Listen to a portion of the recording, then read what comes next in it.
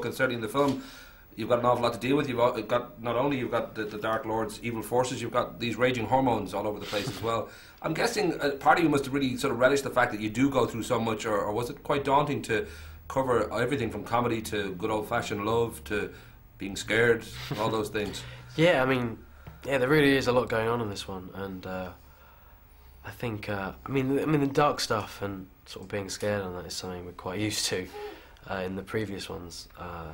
So that was pretty straightforward, really. But I mean, yeah, I suppose the whole kind of relationship kind of thing, that was more interesting. It was kind of something different we'd not really seen at Hogwarts before. It was it's quite a lot of kind of complicated kind of relationships, particularly with him and Hermione.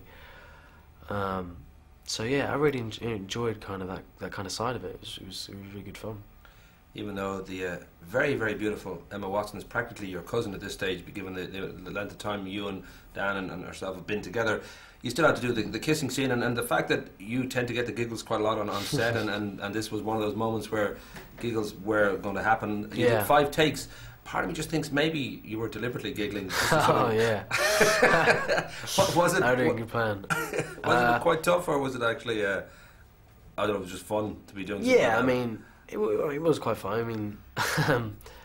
She says the most horrible thing I've ever had to do. Oh, really? In the sense that I think she was just mortified by the idea that she had to, Yeah, I mean, neither of us were looking forward to it, because, I mean, it's always going to be quite a strange thing, I think, kind of kissing a friend, really, someone I've known for kind of 10 years, and it was just weird. It was just a weird moment when we were kind of leaning in, and it didn't really seem real. It just felt a little bit, we felt quite self-conscious, but yeah, I mean, it was 4 takes. It was over pretty quickly, right. And yeah, it's over now. This feels, because you're actually shooting the last film now. It's going to be in 2 parts, November 2010 and then July 2011. The home stretch is there, and I don't know whether for you there's a sense of getting ready to sort of say goodbye, or whether you don't want to think about that, because it is half your life really that you've been doing this, and it must feel almost like a family, and it must feel like an alternative universe you've been living in. It'll be gone in in a year or 2. Yeah, definitely. I mean, I mean, at the moment it's quite hard to imagine this ending, because we've still got another year to go filming this last one.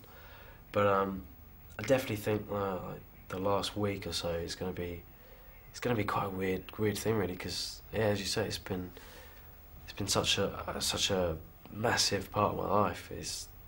For it to just kind of end just straight away, it's going to be quite weird, and just not having the routine of coming back every year and seeing everyone again. It's going to be quite hard to deal with, and but also I'm quite looking forward to it, because it would be nice to kind of just move on, really, and just kind of explore different things, and just yeah, because I mean they do take a lot of your life away, but.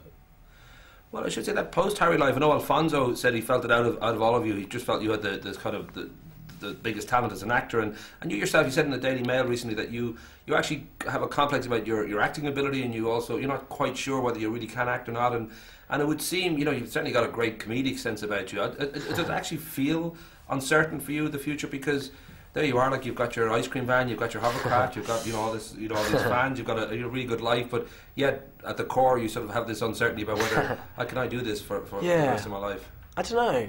I mean, I guess because it is coming to an end, you kind of makes you think about this kind of thing, and I'm not too worried, really, because I did 2 other films after I finished this one, and one in Belfast called Cherry Bomb, and another one called Wild Target. So and they all seem to involve you kissing women. Like, I know in even with the driving lessons you got to kiss Michelle Duncan, even though she's about 10 years old. That was your first screen.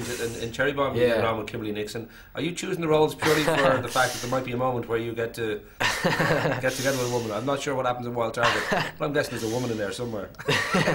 Actually, no, I don't. There's no kissing in that. But yeah, it does seem to be quite a steady, quite an ongoing thing. But yeah, I'm kind of getting used to it now. It's no longer a kind of.